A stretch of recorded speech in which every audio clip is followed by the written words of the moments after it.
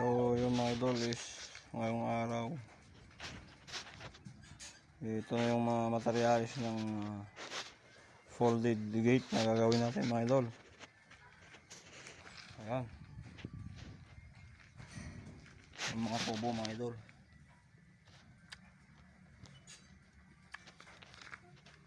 3/4 mga idol yung size ng tubo.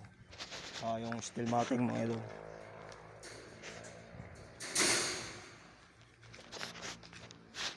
Ito naman yung unang inassemble ko kanina mga idol. Yun.